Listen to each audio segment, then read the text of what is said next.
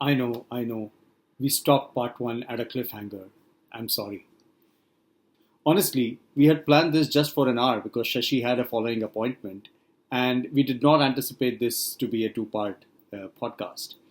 But we got so involved in the conversation that before we realized it was almost an hour and a half, and Shashi was getting late for his next appointment. But he gracefully agreed to complete the journey and the podcast with us, and we thank him for that. But we could not cover a few things. We could not talk about his time at Prasar Bharti in detail. We could not talk about his time with the Indian political elite, with the tech moguls and other technocrats that he worked with. We definitely could not cover much about his book. But hopefully, we will get some other chance to talk to him and engage with him in his further podcast and talk more about his current work that he's doing, which is in the world of AI. But meanwhile, enjoy this journey as he calls out that how his passion carved out a completely new pathway for him.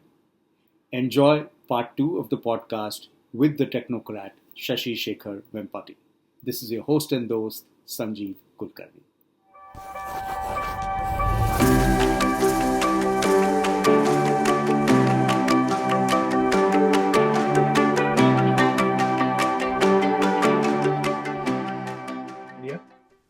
So a lot of geopolitical events of big significance were happening during that period when I was in the US.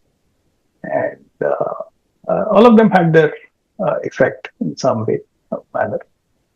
And then professionally, of course, things were happening in Infosys that I was going from one role to another. And then the 2004 elections happened in India. And it comes as a shocker. But I remember it was late in the night in the US.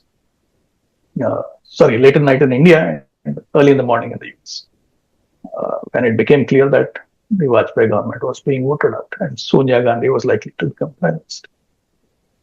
And that was the trigger for me to start my political blog, Offstumped, which kind of created this parallel journey that was happening to my professional journey. I've kind of read through and followed a few of these things, but this is fascinating to know how it started your journey. So it is in a way that shock when the government fell is what triggered you to start this journey, and we'll slowly start getting into that. But just to lighten things up a bit, Offstumped obviously is a take on cricket. So are you a cricket fanatic? You play cricket or? All of us, everyone played cricket in India and everyone watched cricket in India. So I won't say anything more than that. It's a wordplay, just like you did Kulkarni. And I looked at Kulkarni the other day, this is Offstumped in a different way. Right? So the reason was that I wanted to bring out two things. One, it has to have a unique branding. Because I felt that if people have to Google it, it should be a unique keyword. It should not be a dictionary word. So that it shows up in Google searches and stuff. Second, it should convey what its meaning was, which is right of center, of stuff. So, so the way you explained this, Shashi, literally reminds me of the days when we used to work together, which was more around the 2011, 2012 time frame. So just for viewers, I would like to say that back then I was in a practice which was all about mobile applications development. Mobile was pretty new in 2011, 2012. So I was in that group. And Shashi and his team was part of the retail group within Infosys, which was probably one of the largest, at least in the US, geo. And Shashi and his team were all focused on the cutting edge, innovative things that would happen in that space.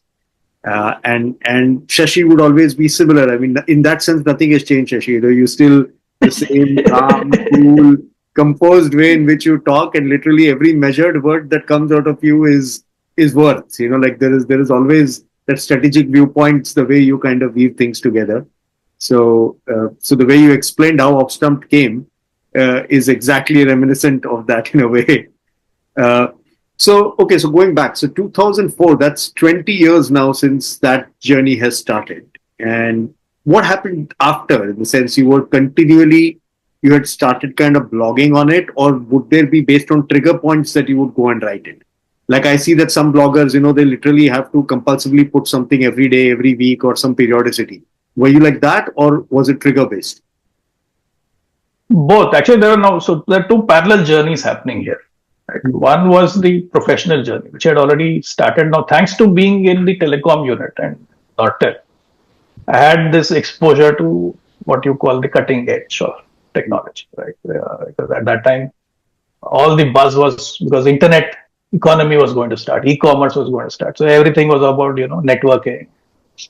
Uh, so we were exposed to all the latest stuff. Then mobile internet, wireless, what was called WAP those days, and 2G, 2.5G, 3G, UMTS, and so on. So the Nortel exposure was very consequential because that led me to a place where in Infosys I was one of the few guys who would talk about the latest in wireless internet technology.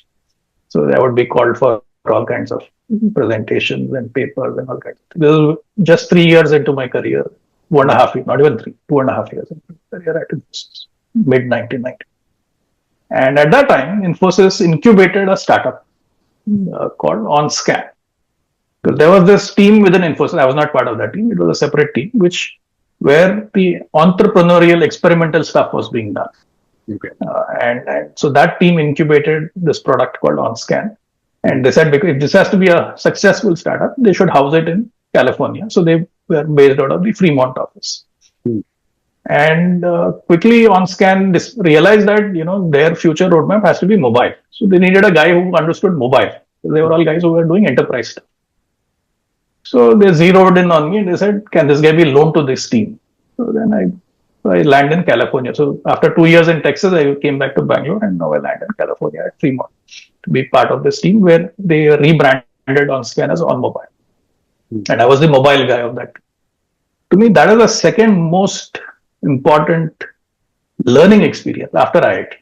Because that 1 year at OnMobile was so intense in terms of what I learned in terms of challenges and the unknown in 4 years at IIT. It was compressed into 1 year because as a startup, you went through so many challenges. And the CEO was this very enterprising former IIT Bombay guy called Arvind Rao. And he was at McKinsey for many years. He was brought in by Nandan to lead this team.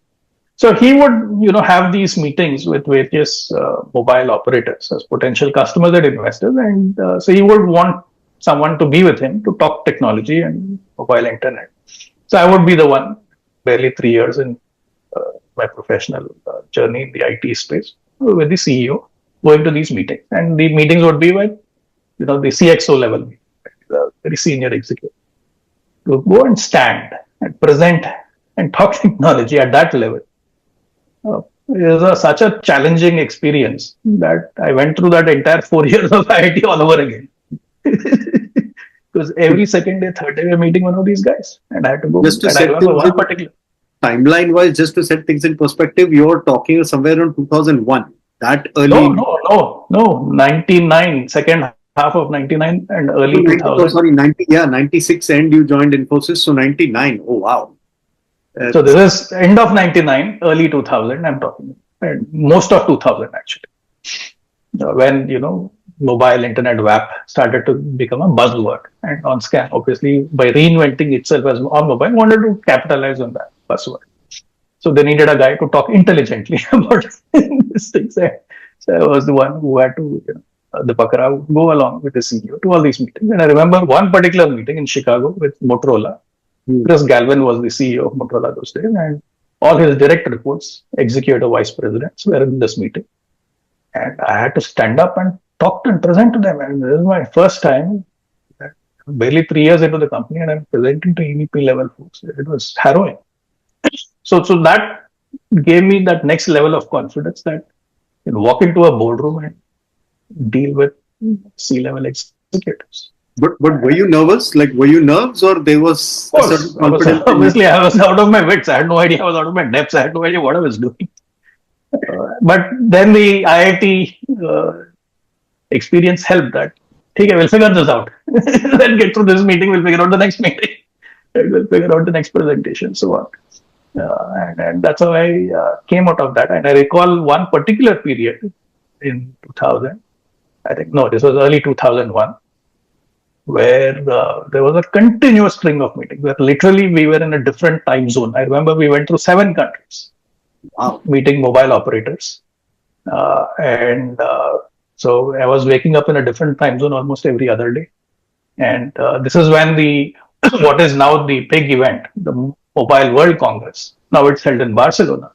Those days it would be held in Nice. I'm sorry, in Cannes, right where the Cannes Film Festival, that ballet where the film festival is held. That's where the Mobile Congress would be held. And I remember we had a huge presence of contingent of on mobile that time to go, showcase things. That was a very interesting period, and that was the transition of mobile operators from 2G to the 3G era. So everyone was, there was auctions, the big auctions happened, huge, bids were taking place. The entire talk was, 3G is going to change the world, UMTS is going to change. So that was that period.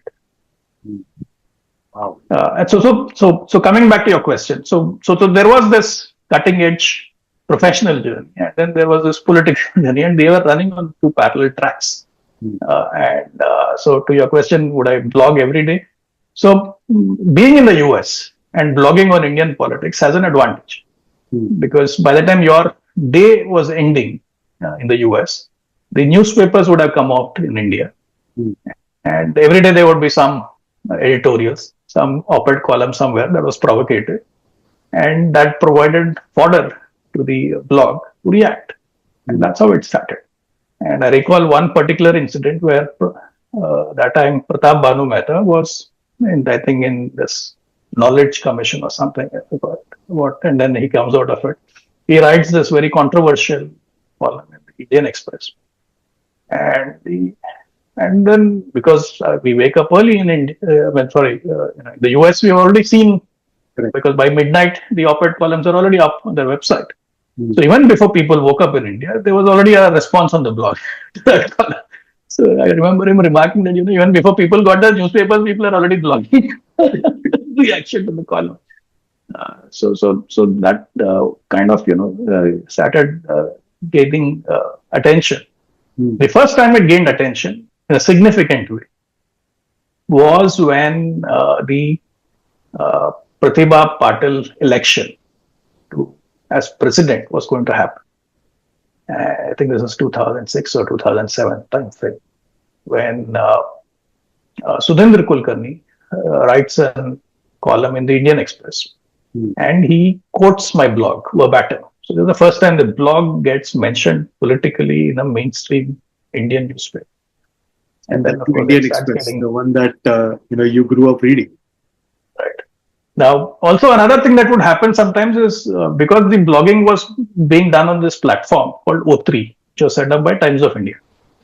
So Times of India, what they would do is sometimes they would pick up interesting blogs by various people on O3 and put it on their homepage of the Times of India main.com. So once in a while, the blog would get displayed on the homepage. So then it would get enormous traffic.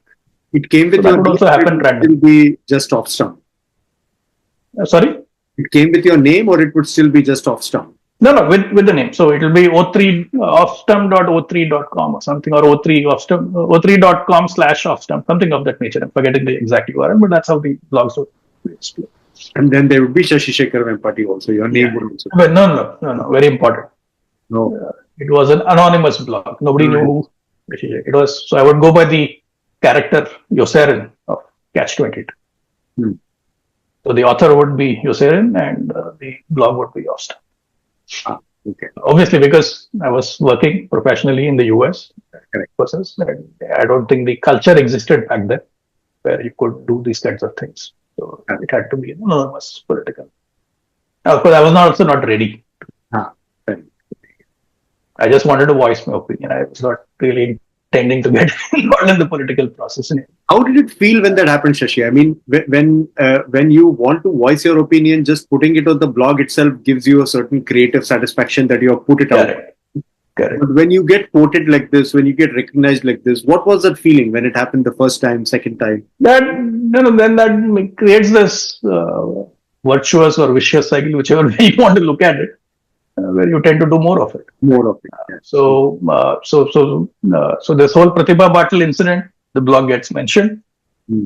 Then in 2007, before the Gujarat elections, Aaj Tak does this sting on the Gujarat riots. Hmm.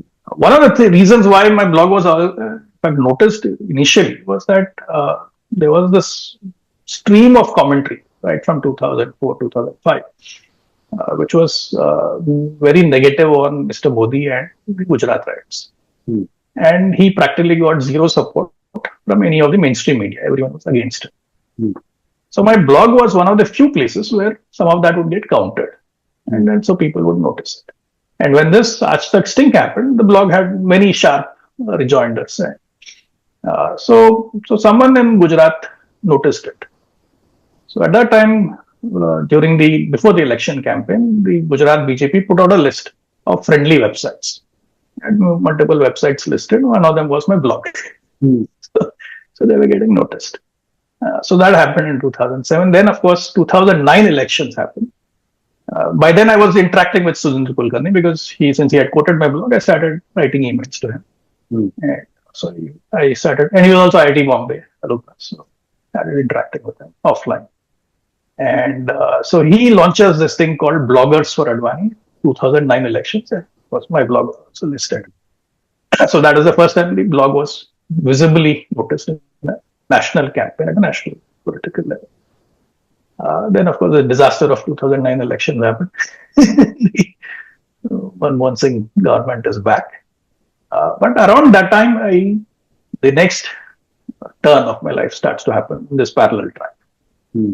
Though the Infosys track was, of course, continuing. We went from wireless internet to mobile internet for enterprises to RFID, and then, of course, the wireless sensors and shopping trip 360, and all that is happening on the professional front.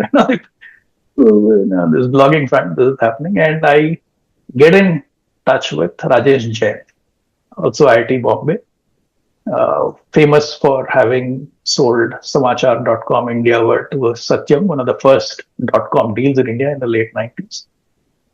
He launches something called friendsofbjp.org for the 2009 elections. So during the elections, I had no interaction with them. But after the elections, I get connected with Rajesh.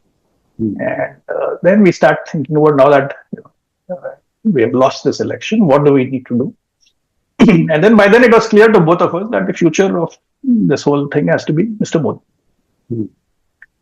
So then the brainstorming starts on what kind of internet-based campaign vehicle can we create to change the narrative, because the mainstream media was so negative. Sorry to interrupt you there, but when you say both of you, you mean Rajesh Jain and you. So it was just the two of you, or there were others involved? There were others, of course, but primarily between me and him over the internet. I was in the US, he was in Bombay. No. So I get introduced to him, and these brainstormings happen over emails and calls. Still very early stage. Then 2010, I get a message from Mr. Modi's office that Mr. Modi has been reading a couple of blogs of yours, and we'd like to meet you. Because so they said, I'm likely to visit India soon, and whenever I come to India, I'd like to come and meet. So 2011, I visit India for a personal reason, and I tell them that, okay, I can come to Gandhinagar and meet him. They said, fine, come, we'll put you up at the guest house. You can meet Mr. Modi. So I go, and I'm thinking, I should not go empty-handed. Should give him something. I have nothing to ask him, but I should at least give him something. So I'm debating what to give. So those days, Google Archives. I used to browse Google Archives quite a bit.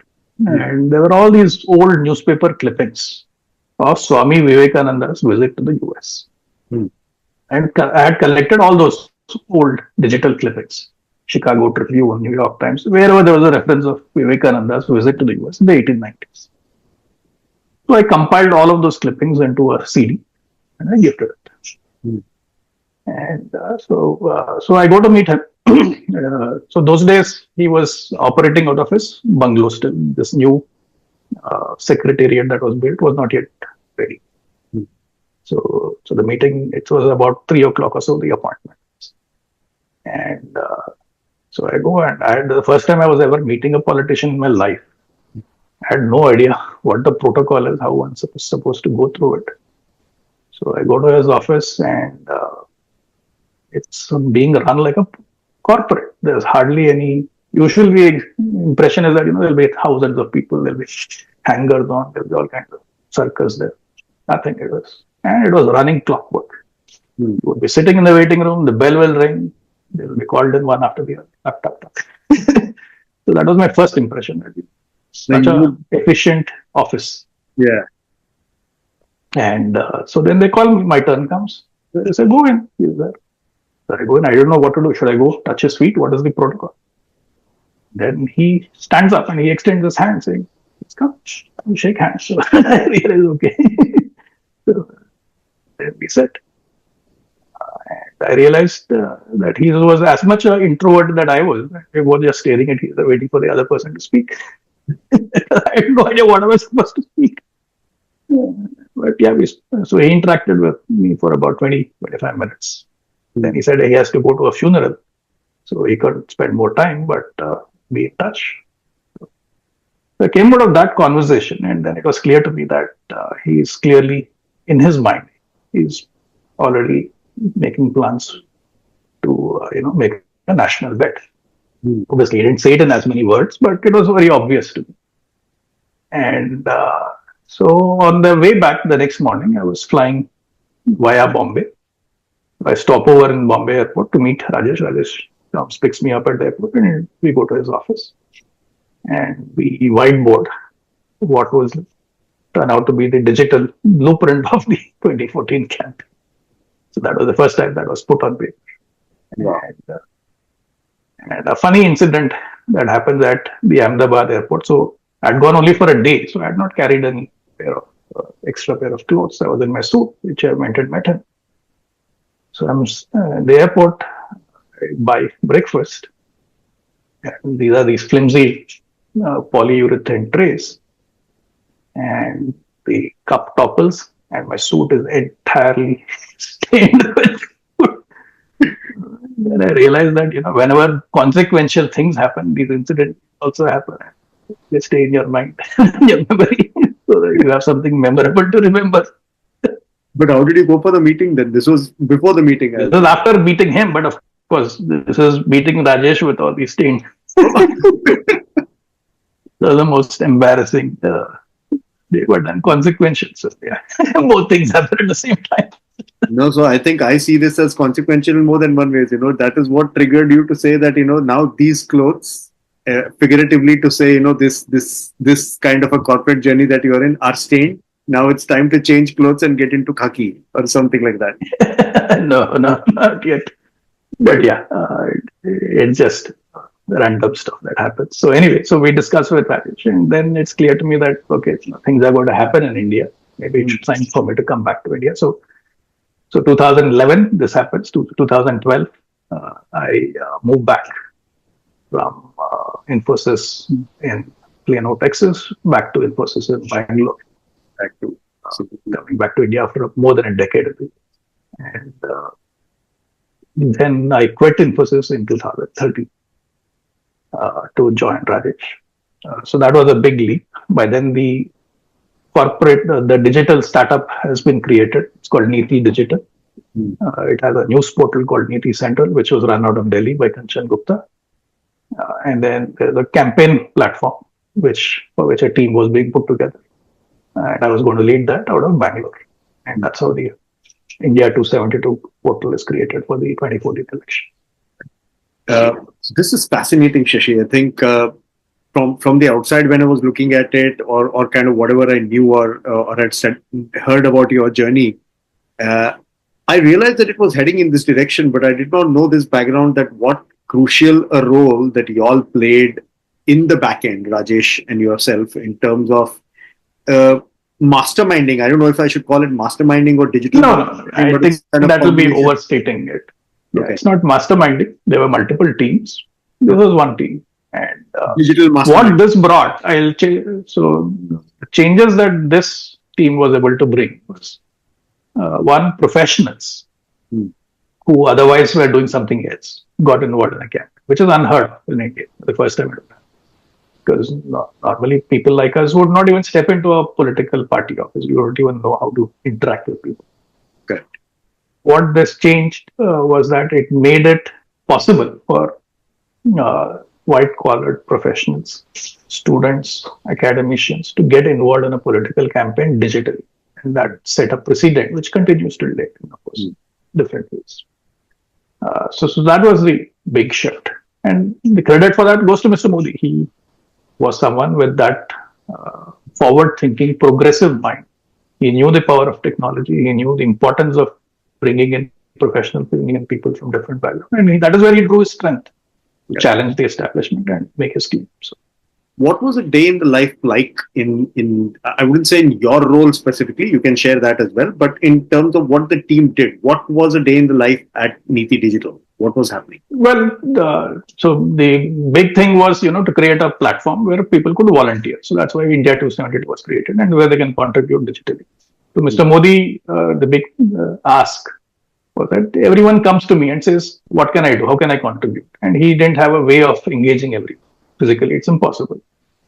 So he wanted a digital mechanism by which people can be engaged. And that's what this was doing. Yeah. And so the typical day, the week was, there would be various events of Mr. Modi. He would want to crowdsource speech inputs. The first time speech inputs were crowdsourced digitally. Then he would want social media campaigns at various stages to happen.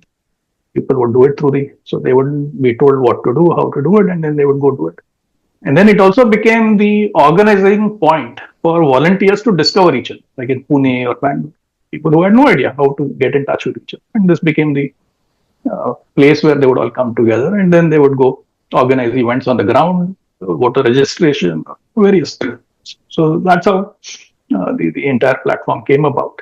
And it was quite intense all the way leading up to 16th May. The results were counted in 2014.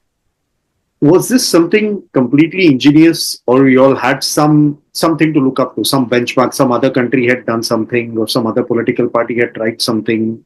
How did this? No, this was completely organic. Right? There is no template. There is no precedent. There is nothing to borrow from. We were devising it. And of course, Mr. Modi had his own ideas which would get implemented. For example, we came up with the idea of 272 and he said, no, it should be 272 plus. So that, the goal is set. That is what we need to cross. That's the threshold. So it was called India 272 plus. So all kinds of things. Amazing. And while we continue this journey, I want to go back slightly. You talked about two tracks. One was the professional track and one was the political or the off-stumped kind of a track. There is obviously a third very important track, the personal track. How was that progressing? And the reason I'm asking that is, this change was a big change. So I want to understand. Yeah, it was a huge change, obviously, because by then, the kids were just in their early schooling. So in that sense, it was not a very difficult shift for them, though the language issue was there. They had to now pick up Hindi and Sanskrit. But since they were very early in their schooling, they were able to make that switch. And then, of course, coming from the US to India is not an easy thing. It takes enormous patience and enormous capacity to absorb all the shocks that country will put you to, starting from traffic to getting a gas connection to getting a phone and getting internet, every other issue that you have to deal with in real life. So yes, it was not an easy transition. It took a while, but yeah. And if you don't mind me asking, how was the conversation with your spouse about this? Because kids are okay, they'll adjust, but it's an equally big shift for her. Yeah, no, it was many years in the making. Also, her parents were getting old. My parents, of course, that is also another factor. So all of that, and it's also credit to them that they put up with this shift. And where was the shift? Was it Delhi or was it Bangalore? It's all in Bangalore. We are all right now in Bangalore. Okay. So the entire campaign digital team was operating out of Bangalore. So you're, in a way, you have not added a new city yet. You're back into not yet. Not yet. Back into known. So 2014 happens, and then the government is formed. Mr. Modi is Prime Minister. What was India 272 becomes the MyGov platform, where he starts this whole initiative to digitally engage citizens to contribute to nation building, be it Swachh Bharat, be it various initiatives. So that's the government track. And so now Rajesh and I are debating what happens to Niti Digital. Does it have a life beyond this? And then so we finally take a call late 2015 that the campaign has now served its purpose. So we wind down Niti Digital, and the government, then they asked me to join Prasar Bharti board as a member. Now there's a story there as well. So the Prasar Bharti is created in 1997 through an act of parliament. I mean, our act was passed much earlier in 1990, but it comes into existence only in 97. And the way it works is that the Vice President of India leads the committee, which selects the board members and then sends a recommendation to the President. The President appoints the board members. That's the process. And the Ministry of Information Broadcasting initiates this entire flow. So when they asked me to join the board, the minister then was Mr. Arun Jaitley. And I learned of all this later on. I was not aware of what was the process, how it was happening. So Mr. Arun Jaitley was told that Shashi Shekhar needs to be nominated to the board. He had no idea who I was. He didn't know me. The only Shashi Shekhar he knew was the editor of Hindustan newspaper. So Shashi Shekhar of Hindustan newspaper is recommended to be nominated to the board, and the file goes to the vice president. Vice president doesn't know who is Amit Ansari. He has no idea who is Shashi Shekhar is. He is approved. So the wrong Shashi Shekhar is nominated to the board, and so I'm in Delhi for some other reason that day, and I'm reading Economic Times that the Prasar Bharti board met today, and 3 new members were inducted. Mr. Shashi Shekhar didn't attend. How will he attend? He was not even aware. So then I come to know that a different Shashi Shekhar was nominated. And now the funny thing about Prasar Bharti board appointments is that it is a residual period. It's for a residual. So whatever was the previous guy's vacant period, you only get nominated for that. So luckily, Shashi Shekhar was nominated to a post period which was only 3 months, because the previous guy had already served 5 years and whatever. The remaining period, 9 months, so only 3 months were left. So they told him that please don't attend the board meetings. In 3 months, you are nominated. So he dutifully avoided attending. So 3 months later, the vacancy again arises. And again, the file is initiated, sent to Hamid Ansari, and this time the correct is nominated. So, and interestingly, along with me, Kajol is also nominated. So my appointment to the board is all over the news because thanks to Kajol. So yeah. So in January of 2016, I joined the Prasar Bharti board as a part-time board member. And I landed in Delhi at PTI building, the same PTI building that I used to visit as a trainee engineer in EIL in 1995-96. So 20 years later, I'm back in the same building. Fantastic. And what would be your role as a board member there? Obviously, Well, so that was a big learning experience. That what goes on in Prasar Bharti, all the chaos, and it was a huge. The interesting thing is the chairman was Dr. Surya Prakash, veteran journalist, and he is, to his credit, extremely progressive, forward-thinking, and he also got another CFO, member of finance, who was also like me, a professional. So the 3 of us became a team that would then drive a lot of change. And the way the CEOs are appointed, the CEO appointed by the earlier Congress government was still serving his term because his term was still going on. Jawahar Sarkar, who is now, of course, acquired notoriety for other reasons. so Jawahar Sarkar was being then persuaded to leave. And finally, they persuaded him to leave by October of 2016. So he leaves. And then a couple of acting CEOs are there. And then June 2017, I get appointed as the CEO. Now, again, there's an interesting story there as well. So I'm told that I have to present to Mr. Modi before the sole appointment was confirmed. So they said, come and meet him. So I said, okay. So those days, the Prasar Bharti board members would be put up at Ashok Hotel, which is right next to 7 Sports Road. where the Prime Minister lives. That's his home office. So I was staying in Ashok Hotel that day, and around 4 o'clock was supposed to be the meeting. So around 2:50, I said, "Okay, there's another hour." I just lied up. I slept. I'm asleep. At 4 o'clock, I got a call saying, "Where are you? You have not yet come to Racecourse Road. Your appointment is in another 15, 20 minutes." Damn, I slept. So I wake up, I rush, whatever, I dress up and I rush to go make the presentation to Mr. Modi in Racecourse. And Racecourse Road, they have very strict rules. When you go to meet Mr. Modi, you can't carry your phone, you can't carry your electronic devices. Slides had to be loaded onto a USB separately by his team. And then, of course, I go make the presentation. Then he says, "Okay, good." And then I'm told that I have to go meet the principal secretary, who's the top bureaucrat, reports, who's like the chief of staff to the Prime Minister. So then I go meet the principal secretary. In those days, there were two principal secretaries, Mr. Nupendra Mishra and Dr. P.K. Mishra. So both the Mishras are sitting in the room, and I go meet. And this was IIT, 4 years, on mobile 1 year. Compressed into 1 hour with two top bureaucrats of India who grilled the hell out of me, saying, "Why the hell should you be appointed? You are so young. You are not a bureaucrat. You have no experience in government. Why should you be doing this role?" I had to convince these two guys. But I'm a bit confused here. I mean, you were the one who offered this role. You didn't apply for this. So why were you being grilled?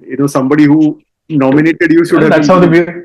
That's exactly how the bureaucracy works, and it is a good test, because if I were in their shoes, I would also do that, right? I would have blindly get a guy who has no government experience, who is so young, to do such a high-profile job, with not knowing what his competencies are.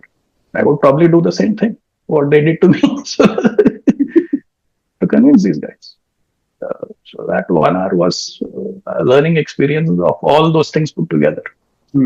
At the highest level of government. And, so then that happened, and then of course then I get appointed as the CEO, and I still have no clue what I was getting at. Only after if you don't mind me asking, I mean, how did the job come to you? Clearly, somebody had done some groundwork and yeah, of course, the chairman and others. They were confident that. Because when I was drafted as a part-time board member, they knew that already. Then. And the ministers, all of them were keen to see fresh blood, change. Right? And, I'm sure you would have met Mr. Modi between 2011 to 2016 a couple of times, yes, officially. But how was this meeting compared to that one? Here I had to actually present and make an application for a job, as opposed to meeting him for other campaign. It was a very different kind of meeting.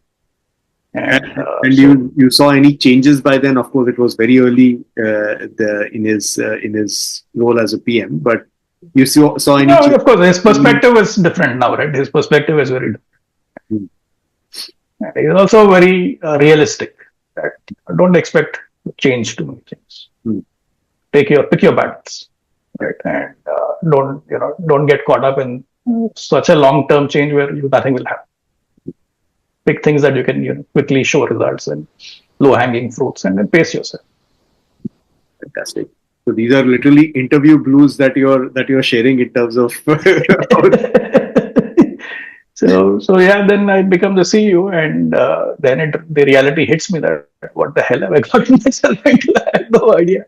I had no preparation for something at this level. It's a large organization, 25,000 employees. Doordarshan and All India Radio, TV and radio. Average age 55. I remember when I joined Infosys, the biggest thing was the average age used to be early 20s. So to go from an organization where early 20s to an organization where the average age was in the 50s, and no IT. Infosys, I don't recall ever having to sign a form or give a paper application for anything. It was all online. Correct. And here there was zero IT. Files would come in paper. I had to sign my name like 50 times a day. So it was a big shift, big change. And so then the reality started that, it was far more complex and challenging a task than what I thought. And how do you win their confidence? Because these are people who were in the government system their entire life, their entire career. They're naturally suspicious of you. Who's this young guy? What is his agenda? Why should we listen to him? And so all of those factors were there. And sorry if I'm just pausing you there to double click on something. So, when you think of Prasar Bharti, I mean, in this instance, you elaborated that it is a combination of Doordarshan, which is which was and still is India's largest television channels, completely owned by the Indian government, and likewise All India Radio, which is the radio channel. Right, I'm mentioning this for the viewers. So it's a combination of these two, clearly into the information and into the broadcasting sense in a way. So, a CEO of this would typically be what? I mean, is it the bureaucrat, the typical babus kind of a thing, or was it they would look at somebody who came from the broadcasting world or new broadcasting world? What was a right? I think to answer that question, and it's to do full justice, we'll have to do an entire podcast on this. But I think the reality is when they created it in '97, they didn't think through it properly. They made it a retirement post for secretaries to government. Right. So the way they designed it is someone would retire as IND secretary and then he'll go become CEO of Prasar Bharti. And many former CEOs were that way. This was the first time a non-bureaucrat was appointed. So I was the youngest and first non-bureaucrat. So it was model was not designed for this. So they had no idea how to deal with this. Correct. So it was a shock to the system, shock to everyone. Including the shock to me as well, personally. Right? So it was very challenging, and so many things had to be figured out, framed and articulated for the first time because they were not done. There were no precedents. Starting from a house to live in, there was no precedent, and all those precedents were established for the first time. But I think kudos to you and credit to the Prasar Bharti as well, because one of the most well-known brand in that sense, at least outside the world. I can probably only outside India, and that's the only perspective I can provide because for almost 20 plus years I've lived outside now, so you get to see different perspectives of how India is perceived and seen. So the image Modi is obviously on the rise, but the one brand that has probably become very common or popular across the world is Mannkibaat, right? And that I would assume was squarely sitting with Prasar Bharti in terms of how it is programmed. In terms of the production, correct? Right? Yeah, the idea is of course Mr. Modi's. It's his conception. He wanted to engage the people. He wanted to use radio. He's talked about it also. Why radio? But it's also mentioned in my book. Which we'll get to that in a bit. Yes. So all the production was basically being done by Doordarshan and All India Radio. And so to crunch the whole Prasar Bharti period, right? There are two big periods there, I would say. The first was getting to understand the organization and bringing change. Second is, of course, COVID. Because COVID was the biggest shock that just hit everyone, including the government, including the country. It was Prasar. But in a way, COVID also helped us drive some of the change. The circumstances just forced people to change. First big change was, of course, IT, bringing in digital. Digital in terms of digital presence of DD and AAR, live streaming, YouTube channels, social media handles, all of that. So big shift in being more accessible and more responsive to the audience. IT in terms of internal processes, moving away from paper files to electronic workflows and so on. So both these were huge change shifts, and it required a lot of persuasion, threat, use of both stick and carrot, all kinds of things. And then, of course, COVID created conditions which just made it inevitable to embrace the digital IT change. There was one point where I just refused to sign on physical files. I would send them back saying, unless you submit it digitally, I will not sign off or approve. So that also forced people. I was thankful and lucky that the chairman and the member finance were aligned with me. So together we were able to drive this change. Alone, I wouldn't have any. Because at the board level, you needed that unition, that coming together of purpose, which was lacking in the first 10, 15 years of Prasar. That sense of purpose was missing for the first 2 decades. Finally happened in the third decade. I'm tempted to ask you this, Shashi, because corporate is so different, especially the kind of work that we were doing, towards the last part of your Infosys career was so much at the forefront. It was so innovative. This was a place where we would defy governance, right? Because to get anything done, we would need a free hand. Otherwise, we couldn't achieve that innovation. From there, you kind of you come into this zone, which is all governance, over governance, if at all. Did the IT journey help you? How was that? How was that switch for you in terms of the working No, environment? it is, yeah, of course. I think there were several learnings from Infosys. In fact, I remember the first day I came to Prasar Bharti, I mentioned something that Mr. Narendramodi said that, in God we trust, everybody else bring data. So many decisions we make will be based on data. Correct. So there were learnings that were helpful, but yeah, there are many things that I had to just figure it out. There was no learning for it, like how to handle political pressures, how to build consensus, how to handle the bureaucracy, because bureaucracy sees you as an interloper, an intruder. You're not one of them. You're too young. You're breaking the hierarchy. The bureaucracy is very, very hierarchical in India. And how do you win their trust? How do you work with them rather than being at loggerheads at cross purposes? So, yeah. And also, both internal, external challenges, aligning stakeholders was very, very challenging. And obviously, you did well because you completed your term, right? You did 6 years. Thankfully, and without controversies, unlike all many of my predecessors who were illustrious for their controversies. So we managed to, and then we managed to make history, which is what I personally feel proud of. That during COVID, Doordarshan's viewership ratings beat the world record with Ramayana. To date, those are the highest television ratings in Indian history. And also, more importantly, Doordarshan and All India Radio played a very important role during COVID, not just in public health and social messaging, but also education. The schools were shut. Not everyone had broadband at home. Not everyone had computers at home. How to keep the classrooms going? Big role played by DD and AI. We all started revisiting the Ramayana, the Mahabharata, and all the serials that we grew up with. Absolutely. And to our viewers, I would like to say here that if you have not visited Prasar Bharti website, please do now. Ideally, nothing will take you to a Prasar Bharti website, so to say, because you'll find your daily dose through something else like a YouTube or whatever. But even on that, the Prasar Bharti channels are very, very well structured. There are proper playlists that you get, which are divided in various ways, not just the timeline ways, but other interest-wise ways as well. Amazingly structured, I must say. So if you have those good memories of 80s and you want to relive them, go look up the YouTube or the Prasar Bharti website. You can find a lot of those archives there to relive your memory. So absolutely amazing. Yeah, so to your question earlier, did I relive some of those memories in the archives? Yes, especially the election broadcast. All of us grew up watching, Pranay Roy, election coverages happening over several days. Yes. So I actually asked them that, we found few things, but what about all those broadcasts? And they were there. We actually digitized all of those and now we put them on YouTube. You can go see all those.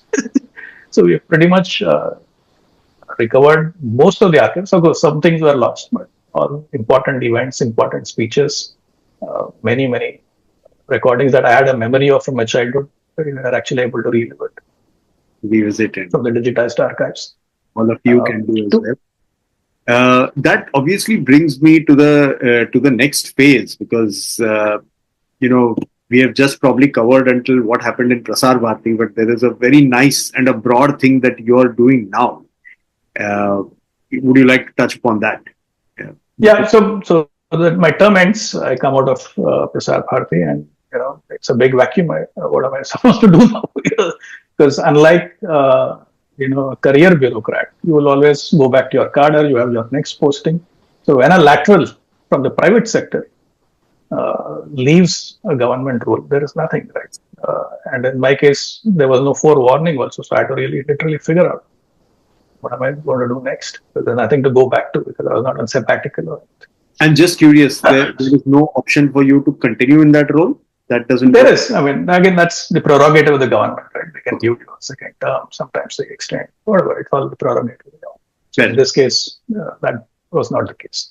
Interestingly, though, while I was at Prasar Bharti, I was also CEO of Rajya Sabha team, India's parliamentary channel, for 2 years as an additional responsibility. So that was also something that happened. So interesting learnings there. Maybe another podcast we can get into all of that. Surely. So Prasar Bharti ends, and then they asked me that, what do you want to do? And I said, give me some time, I'll figure out what I want to do. Meanwhile, they said, Mann Ki Baat is going to have 100 episodes. We want you to write a book. So initially, I thought I'll write a book on my Prasar Bharti. He said, don't write that. Instead, write this. I said, okay, let me write this book. So then we work on that book. The book Is this your first book, Shashi? Sorry? Is this your first book? Yes, first book. I'd never written before, though I started trying to write many times, but never got to writing a book. This is the first time I actually went through that process and completed it. And launched by the Vice President of India, the forward by Foreign Minister Dr. Jay Shankar. So the book comes out. It's an interesting experience working with the editors at Rupa Publications and bringing out this book.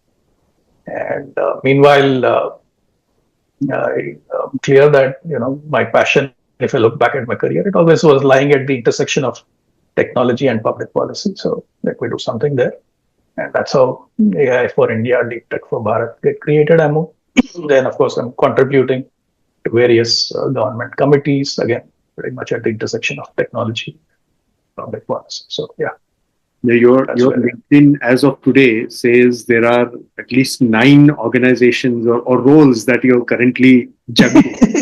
Right. And there is a DSP committee looking at science communication. There's a UGC committee that is looking at educational media. Then I'm on the boards of Indian Institute of Mass Communication. Then Jamia Millia, one of the oldest media centers, educational media centers, and Jamia University. Then I'm on the BARC board for broadcast audience research. Interestingly, during my tenure as CEO, one of the other highlights was I was also chairing the committee for broadcast audience measurement reforms after the whole TRP scandal. Then Arnab had to go to jail and all kinds of things happened. So that report is now being implemented. So I'm part of the board where all of those changes are happening. So yeah. Wow, that's quite an exciting journey. And sometimes when you're talking of such an exciting journey, you kind of lose track of time. So I really appreciate the time that you have spent with us. We are literally coming to the end. I did have a few things very quickly, if you don't mind, Shashi, where I would request if we can do this in a very quick fashion. Sure. First and foremost, just wanted to ask you, you've shared quite elaborately quite a few things, but in your Prasar Bharti journey, or rather I would say the post 2011 journey, I'm sure you would have met with a lot of leaders. You would have been part of a lot of key events that we all only kind of look up to in a way. Any ones that stand out? Anything that you would like to share with us in terms of either the leaders that you met or events that you participated in? So leaders, of course, Mr. Modi has been a continuous factor. Interacted with him in different contexts over the years. Then I was thankful and lucky, though I would have liked to have known him more, but at least I was blessed to have interacted with him at the last phase of his life, Mr. Arun Jaitley. Very warm and someone that I personally would have really felt got the opportunity to spend more time. Would have been very enriching because he was always a role model. Arun Shourie, Arun Jaitley were two role models growing up. So I was lucky to have interacted with him and pretty much spent good amount of time in his last public appearance when the first Mann Ki Baat book was released. So this was in 2019, just before the elections. So that is another experience with a leader that I can. Mr. Venkaiah Naidu, as Vice President, he had asked me to look at Rajya Sabha TV, so I ended up interacting with him quite a bit. So that was another good experience. Prakash Javadekar ji as Minister of I&T, again, very sagely wisdom, very, very warm person and very progressive in the way he thought. So again, very enriching interacting with him. Mr. Nripendra Mishra, Principal Secretary, I think, because for me, coming out of government to navigate government, some of my interactions with him were very, very personally enriched. It taught me how to navigate the system. So he's now the chairperson of the Ram Mandir Trust. So again, interactions with him were very enriching. And then, of course, several leaders, ministers, members of parliament over many years. And Vaishnavji, I believe that. Not much. I've met him once, so I've not had the opportunity to interact with him much. I met him once when he was railway minister and telecom minister. And any events that stand out in terms of what you would get to participate? Events, of course, several, right? Republic Day, Independence Day, because we were doing all the live coverages. During COVID, so many incidents happened. So every one of those were, I recall the day Donald Trump was meeting with Mr. Modi, the entire roads were choked, traffic was blocked. I had to appear before a parliamentary committee and I was stuck in traffic. For me to get to parliament was a big deal. So parliamentary committee testimony, that's a big thing. That's another learning experience. Appearing before a panel of parliamentarians where they grill you. That's like, on mobile all over again. On mobile IIT, then your first everything put together. Yeah. All of that multiplied by exponential. Several incidents were many. Entire book in the making. So now you have time for the second book, obviously, that you have been talking about. Spending. Your name kind of, is synonymous in terms of how you are. When we look at you, you always appear this calm, composed, cool. And Shashi is obviously, signifies moon, which is always calm and cool that way. How do you do that? I mean, have you always been like this? Do you do something about it? Or I've attributed to God and my parents. Nothing more. And I'm sure IIT experience. But temperamentally, I was always that way, I guess. Temperament, okay, wonderful. In fact, that is something that someone very senior at Prasar Bharti had once remarked. I've never seen someone so cool handling board meetings where otherwise they would always people going to blows and yelling at each other. So it helped. It helped navigate the system. Be that way. One hypothetical question. Clearly, when you were in your 20s, there were quite a lot of things happening at that time which kind of put you on this path. But if you were a 20s something today, what would you be doing? How would you be riding the wheel? I have no idea. It's very hard to answer that because circumstances are important. Right? Your life, formative experiences, life situation, all the circumstances through which you go through, all of them are consequential. So I don't think it's easy to answer that question. But if you ask, did I have an inkling I'll do all of this?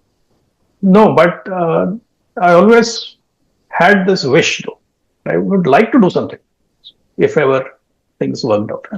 So it's that wish, it's that passion that manifested in a way. So I would say that don't discount your wishes, but work to actively shape it. Don't get frustrated because this may not happen 1 year. It may not happen 10 years. You may not even know if there's a light at the end of the tunnel. It may take 20 years.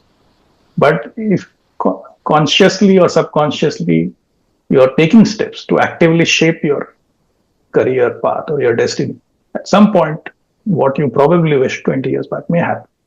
So don't discount that. At the same time, don't be unrealistic. Keep doing what you think you should be doing. And you will, I think, eventually actively shape your path. If, God willing, everything comes together. One thing I just wanted to check is what gives you your inspiration or motivation? You're obviously so connected. We did not get much to talk about the AI for India, but you're obviously still so connected, both from a political perspective or a tech perspective. Are there any influencers you follow? How do you get your daily dose of gyan?